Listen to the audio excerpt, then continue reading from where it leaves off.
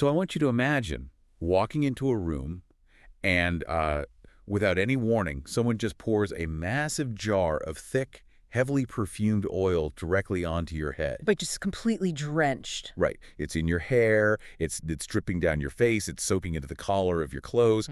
I mean, today, that's pretty much a lawsuit. Oh, absolutely. A complete disaster. But 3,000 years ago, that mess was actually the ultimate symbol of the one thing our modern society is, well, desperately starving for. It represented this profound sacred unity, it's just really fascinating when you contrast it with the world we live in right now, you know? Yeah, because we basically live in an era that thrives on outrage. We really do. Our culture is governed by these centrifugal forces, like everything, our algorithms, politics, the news cycle. It's all designed to pull us apart and create this constant, exhausting friction. And that friction is exactly why we're doing this deep dive today. We're looking at an ancient text known as Psalm 133. Traditionally attributed to David, right? Yeah, and what absolutely blows my mind is that it's only 3 sentences long. Just 3. Which is incredibly brief. Right.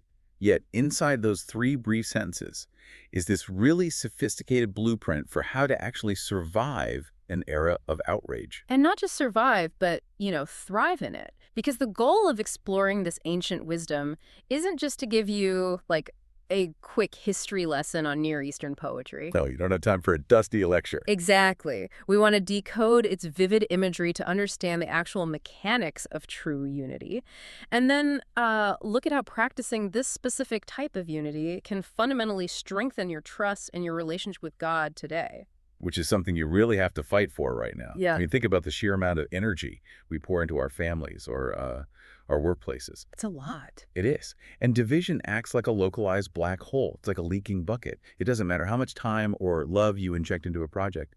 If there's constant simmering hostility, that division just drains all your strength. It really just consumes everything. So how does a 3-sentence song from antiquity help us, plug the leak? Well, we have to start by looking closely at the text itself, because it paints a picture of unity that operates very differently from our modern concept of simply getting along. Right. The text opens with this famous declaration, "Behold, how good and how pleasant it is for brethren to dwell together in unity." Which, on the surface, that sounds like a nice cross-stitch pillow. Yeah, a bit cliche. But the text immediately shifts into this very visceral imagery to explain what it actually means. It says this kind of unity is like the precious ointment upon the head that ran down upon the beard, even Aaron's beard, that went down to the skirts of his garments. Right, and Aaron was the first high priest in ancient Israel, and the cultural context of that oil it's really crucial here. Because it wasn't just like moisturizer. No, not at all. In the ancient Near East, anointing oil wasn't cosmetic. It was a highly specific, very expensive compound used exclusively for consecration. Setting someone apart. Exactly. When someone was anointed, it meant they were being formally set apart by God for a specific sacred purpose, divine appointment.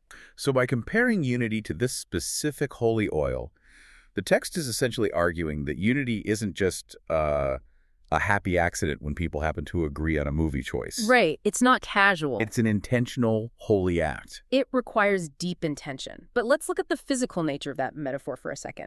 You pointed out earlier how uncomfortable and, messy it sounds to have oil poured all over you. Yeah, it sounds genuinely awful. In our modern context, we totally view that as a disaster. But in an arid, dry climate, oil was incredibly valuable. Oh, because of the sun and the dry air. Yeah, exactly. It prevented the skin from cracking. It offered protection. So to have so much of it poured out that it literally overflows down your face and your clothing, that represented staggering abundance. It's like extravagant hospitality. Exactly. It's someone saying, I am going to pour out so much value on you that it literally spills over. Oh, wow. So that overflowing nature is the actual mechanism of the metaphor.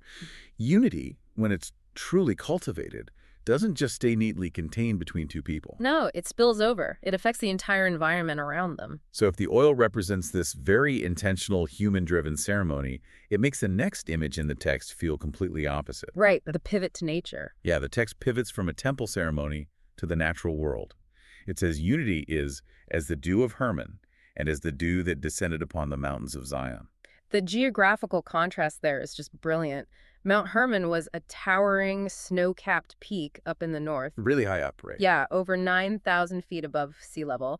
And it was famous for this incredibly heavy, dense dew. The vegetation there was lush and vibrant. And Zion is the opposite. Completely. Zion is the hill in Jerusalem. It sits much lower, around 2,500 feet, and exists in a much more arid, desert-like climate. So Zion is dry and dusty, but Hermon is lush and wet. But the text says the dew of Hermon descends upon the mountains of Zion. I mean, from a meteorological standpoint, that's impossible. You can't physically transfer dew from a mountain hundreds of miles away onto a dry hill. Not physically, no, but poetically. It's a massive statement about how unity functions. How so? The text is saying that true unity creates a microclimate. It has this miraculous ability to take the life-giving, sustaining force of a healthy environment and transport it right into dry, desolate places. And dew operates so differently from the oil. I mean, the oil is poured out in this big, noisy public ceremony. Very visible. But dew just appears. It forms quietly overnight. It doesn't come with the violence of a thunderstorm or like the drama of a flash flood. Yeah. It just solidly blankets the ground. Providing that exact, consistent refreshment day after day. And that consistency is the key to the sustenance. Quite renewal. Yeah. Healthy relationships, the ones that actually survive the friction of our modern world, they sustain life quietly. They don't require grand, sweeping gestures every single day. They just require the quiet, daily appearance of grace. Grace and shared purpose, yes. Let's translate that into some practical mechanics. Yeah. Because we've established that unity isn't just shallow agreement. It's not uniformity, right? No, definitely not. Uniformity is trying to make everyone look and think the exact same way, which is boring, honestly, and really fragile. A better way to look at it is like a choir. Oh, I love that analogy. Yeah, unity isn't about every single person singing the exact same note. True unity is different voices singing different notes that harmonize together. Or think of a suspension bridge. A suspension bridge is a perfect mental model for this. If you look at a bridge like the Golden Gate, you have these massive towers. And those towers are physically pulling away from each other. They're pulling in a completely opposite direction. Right, massive opposing tension. And in a relationship or a team, we usually view that kind of tension as a flaw. We think, oh no, we disagree, the relationship is breaking. We panic. But in a suspension bridge, that opposing tension is the exact feature that gives the bridge its strength, provided they are anchored by the same main cable. The tension is held by a shared value, and when you apply that to, say, a family or a workplace, you aren't trying to eliminate the differences in opinion. You're anchoring them. Exactly. You are anchoring those differences to a common mission. In a business, that might look like prioritizing the success of a project over an individual's need to be the smartest person in the room. Which takes a lot of humility. It does. You allow for passionate debate, the towers pulling in opposite directions, but the shared goal keeps the structure from collapsing. It's strength under control. And the text makes a pretty bold claim about what happens when you achieve that. Yeah. It does. It says, where this kind of unity exists, the Lord commands the blessing, even life forevermore. Division drains strength, but unity multiplies it. But let's ground this in the immediate reality of you, the listener, right now. It's very easy for us to sit in a studio and analyze ancient poetry and talk about suspension bridges. Sure, it sounds great in theory. But what about when you're sitting at Thanksgiving dinner and your relative starts repeating some outrageous talking point? Or you have a coworker who chronically takes credit for your work? Choosing unity in those moments feels a lot like losing. It feels like an ego death. I mean, our cultural conditioning tells us that the only way to handle a disagreement is to conquer the other person. Right. Look at how outrage functions online. It constantly rewards the clapback. So if I just sit there and, pursue unity when someone is doing something genuinely toxic or factually wrong, aren't I just being a coward? That's the pushback everyone has. Because it feels like this ancient concept of unity just becomes a convenient excuse to avoid making waves or holding people accountable. And that is the most common hurdle people hit when they try to apply this text. But true unity, the kind that requires holy consecration and that heavy dew of Hermon, it does not erase conviction. It doesn't mean compromising your values. Not at all. It does not ask you to abandon the truth. What it does is temper your hostility. It's the profound difference between fighting against someone and fighting for the relationship while you disagree. How does that actually play out in a tense conversation, though? Like, practically? Psychologically, it's about de-escalation through presence. When someone comes at you with outrage, they expect you to match their energy. It's an invitation to a fight. A subconscious invitation, yes. If you refuse to match the hostility, but you also refuse to run away, you completely short-circuit the dynamic. Because you're staying engaged. Right, you are holding your ground, you still disagree, but you are offering a baseline of respect. You're telling them, my commitment to this family or this team is stronger than my need to humiliate you in this argument. Wow. You become the do in that room. You're quietly bringing a completely different climate into a very arid, dry situation. And that takes immense strength. I mean, it takes far more internal fortitude to regulate your own emotional response than it does to just explode and yell at someone. It really does. And this brings us to the core of where this ancient text fundamentally changes our modern lives. We've talked about the interpersonal dynamics, the bridge, the de-escalation, families and teams. The practical steps, yeah. But what's the ultimate spiritual payoff? Because Psalm 133 makes a massive theological claim at the very end. It says that where brethren dwell together in unity, the Lord commanded the blessing, even life forevermore. Commanded the blessing. I mean, that is such a fascinating phrase. It doesn't say God suggests a blessing or might consider it if he has time. No, it's framed as an absolute spiritual law of cause and effect. It operates almost like gravity. Really? Like a law of physics. Basically, in the biblical worldview, God's very nature is unified. The divine reality is one of perfect harmony. Therefore, when human beings do the incredibly difficult work of setting aside their egos to cultivate unity, they're actually mirroring the nature of God. They are aligning themselves with the grain of the universe. Exactly. And when you're aligned with that frequency, you step into the stream of his provision. Unity is not just a social strategy. It's a spiritual posture. So God commands the blessing there, because that is the environment that can actually sustain the blessing. Right. If he poured out immense blessing on a deeply divided, toxic community, they would just weaponize it against each other. They would literally use the resources to build bigger walls. Exactly that. So the blessing is commanded where the soil has been prepared to receive it. Let's talk about how this specifically builds trust with God.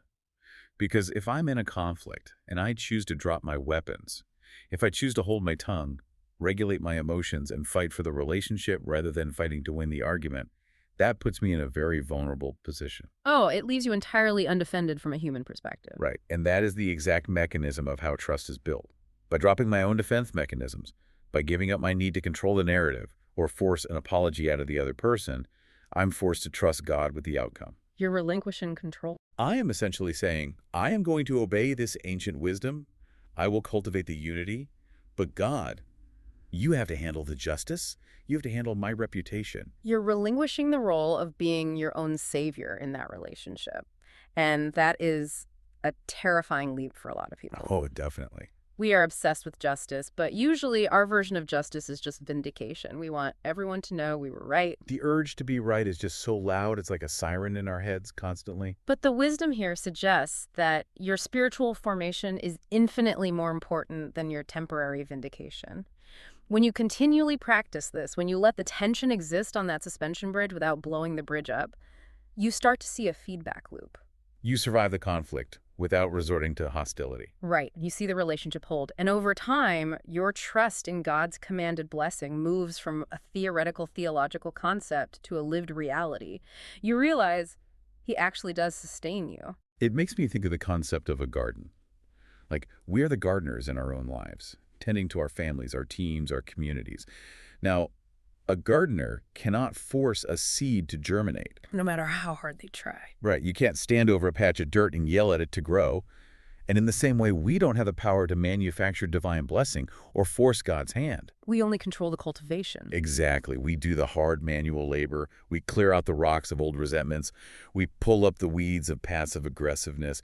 We till the soil by having those honest, vulnerable conversations. We do the preparation. We do all of that grueling preparation. We create the exact environment where God's blessing, like that quiet dew from Mount Hermon, can land, soak in, and flourish. And every single time we prepare the soil and wait for the dew, we're exercising our trust muscles. That is a really profound way to conceptualize the daily practice of faith. Because the dew doesn't arrive on our schedule. No, it forms overnight. It arrives quietly in its own time. We have to trust that the provision will come. If society is increasingly looking like the dry, dusty mountains of Zion, fractured, exhausted, and constantly looking for the next thing to be outraged about, we are literally being called to be the transport mechanism for the dew of Hermon. We're called to be agents of a different climate.